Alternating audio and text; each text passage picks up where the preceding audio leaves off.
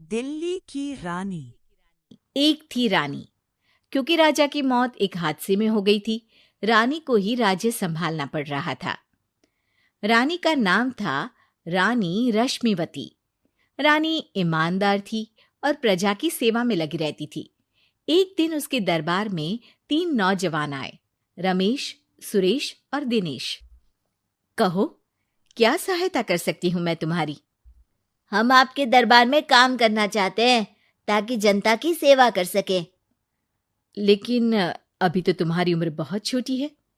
तुम लोगों को तो अभी अपनी पढ़ाई पर ध्यान देना चाहिए। हमारा मन पढ़ाई में नहीं लगता। माता पिता को लगता है कि हम किसी के लायक नहीं हैं और हम साबित करना चाहते हैं कि हम लायक हैं। उत्साह बहुत अच्छा है, मगर अभी उम्र कच्ची है तुम लोगों की। अरे उम्र से क्या होता है रानी जी? शास्त्रों में लिखा है कभी किसी के ज्ञान को उसकी उम्र के आधार पर नहीं देखना चाहिए। बात तो सही है तुम्हारी।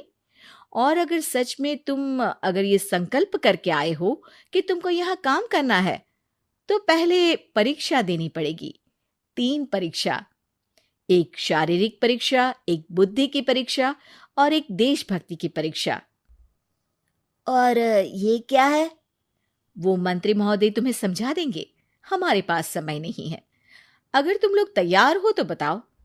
हाँ, हम तैयार है किसी भी परीक्षा के लिए। मैं भी तैयार हूँ कुछ भी कर गुजरने के लिए। तो ठीक है मंत्री जी, आप इन तीनों की परीक्षा कल से ही शुरू कर दीजिए। जो आ गया रानी साहिबा। अगले दिन से ही तीनों की परीक्षा शुरू हो जाती है।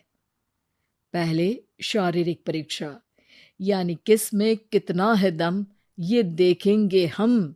क्योंकि शरीर में दम होगा तभी तो प्रजा की सेवा में दम लगा पाओगे। हमें क्या करना होगा? वो पेड़ दिख रहा है, जो सबसे पहले चढ़ेगा उस पे दरबार में नौकरी पाने के अवसर उसी के बढ़ जाएंगे। मैं चढ़ता हूँ। अरे रुको रुको, गिनती गिनने दो। 1, 2, 3। 3 की गिनती के बाद रमेश और सुरेश भागकर पेड़ के पास गए, मगर दिनेश आराम से पेड़ के पास गया। जैसे ही रमेश और सुरेश आधे पेड़ तक चढ़ गए, दिनेश ने उन दोनों की टांग पकड़ के उन्हें नीचे गिरा दिया और खुद पेड़ पर चढ़ गया। दिनेश की जीत हुई। अरे लेकिन इसने बेईमानी की। बेईमानी नहीं की, बुद्धि लगाई। शरीर के दम के साथ दिमाग में भी दम होना चाहिए। क्यों मंत्री जी? हाँ, बात तो तुम्हारी सही है। लेकिन बात अगर बुद्धि की है तो बुद्धि की असली परीक्षा हम कल लेंगे।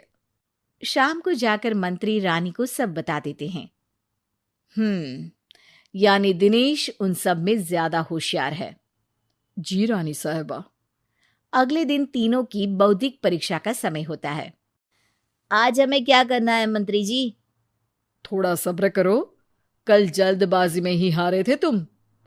सही कह रहे हैं मंत्री जी। अरे तू क्यों ज्यादा बोल रहा है? तू भी तो हारा था ना कल। ए दिनेश, ज्यादा होशियार मत बन। अरे लड़ो मत। आज की परीक्षा पर ध्यान दो। आज की बौद्धिक परीक्षा में ये कुछ बोरे हैं, कुछ में नमक है और कुछ में रुई। जिसको जो ले जाना है उठा लो। देखते हैं कि कौन जल्दी से कोई भी एक बोरा नदी के उस पार लेकर जाता है।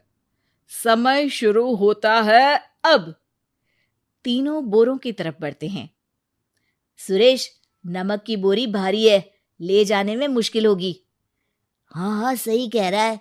रुई हल्की है, हम दोनों रुई लेकर चलते हैं।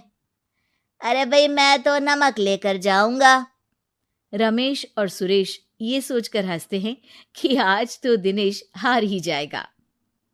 दौड़ शुरू होती है। 1, 2, 3। तीनों नदी की तरफ भागते हैं। रुई में वजन कम होने के कारण रमेश और सुरेश आगे निकल जाते हैं और दिनेश थोड़ा पीछे। पर जैसे ही वो सब नदी में जाते हैं, दिनेश की बोरी का नमक गलने लगता है और वजन कम हो जाता है, जबकि रमेश और सुरेश की रुई में पानी भर जाता है और बोरी का वजन बढ़ जाता है। अरे ये इतनी भारी क्यों हो गई रमेश? अरे मुझे क्या पता, शायद जादुई बोरी है। अरे लगता है कि हम बेवकूफ बन गए। बने नहीं हो, तुम हो ही बेवकूफ। इतना तो पता होना चाहिए कि पानी में नमक गल जाएगा। दिनेश का पूरा नमक गल जाता है और बोरी खाली हो जाती है। वो जल्दी से रेस पूरी कर लेता है। इस परीक्षा के विजेता भी दिनेश ही हैं। उसने दिमाग लगाकर दिखा दिया कि वो बौद्धिक परीक्षा में भी रमेश और सुरेश से आगे है। अब कल तुम्हारी देशभक्ति की परीक्षा होगी, जो स्वयं रानी मां लेंगी। रात को फिर मंत्री रानी के पास जाकर बता देते हैं कि आज की परीक्षा में कैसे दिनेश ने अक्लमंदी दिखाई और बौद्धिक परीक्षा में भी उसी की जीत हुई। अरे वाह, दिनेश तो हमारे बहुत काम आ सकता है। हम उत्साहित हैं कल की परीक्षा के लिए। वो तो ठीक है रानी साहिबा, लेकिन हमने सुना है कि पड़ोसी राज्य का राजा आकाशदीप हमारे राज्य की सीमा में घुसपैठ कर रहा है। ये तो चिंता की बात है, हमें जल्द ही कुछ करना चाहिए। अगले दिन रमेश, सुरेश और दिनेश अपनी आखिरी देशभक्ति की परीक्षा के लिए दरबार में आते हैं। प्रणाम रानी साहिबा। नमस्कार रानी जी। प्रणाम रानी माँ। हमने तुम्हारी परीक्षा पर गौर किया। दिनेश आगे हैं। हम तुम तीनों में से किसी दो को ही दरबार में काम दे सकते हैं। किसी एक को आज जाना होगा। तो देशभक्ति की परीक्षा के लिए तैयार हो? पूरी तरह से। मैं तीनों से एक ही सवाल करूंगी। जिसका जवाब सबसे सही लगेगा उसे तो नौकरी मिल ही जाएगी।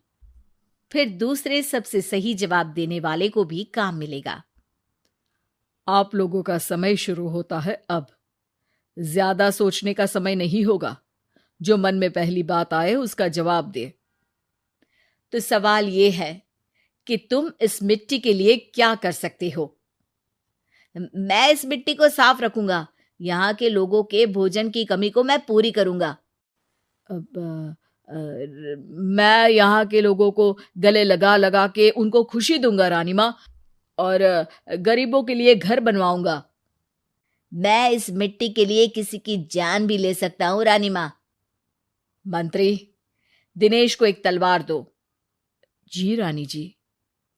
दिनेश, पड़ोसी राज आकाशदीप की जान तुम्हारे हाथ में है। जाओ, अपना काम पूरा करो। आज रात को तुम उस पर हमला करोगे जब वो सो रहा होगा। दिनेश वहां से चला जाता है। रानी मां, ये आपने क्या किया? अभी किया नहीं है मंत्री जी।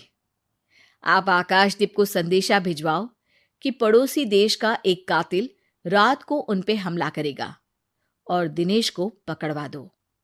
अरे, ये आप क्या कह रही हैं और क्यों कर रही हैं आप ऐसा? राजा को लगेगा कि हमने उसकी मदद की, उसकी जान बचाकर। वो हमारे राज्य का पीछा छोड़ देगा और हमारा एहसानमंद हो जाएगा। और दिनेश का क्या होगा?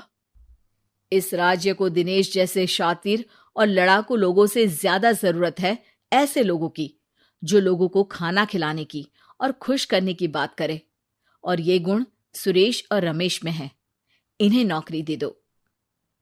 दिनेश बहुत चतुराई से नौकरी हड़पना चाहता था, जिसके लिए उसने रमेश और सुरेश जैसे दोस्तों का भी नुकसान किया। पर रानी ज्यादा चतुर निकली। उसने एक तीर से दो निशाने लगाए। दिनेश जैसे खूंखार युवक को राज्य से बाहर करवा दिया और पड़ोसी राजा आकाशदीप को अपना एहसानमंद कर लिया। पूरा दरबार रानी की जय जयकार कर रहा था।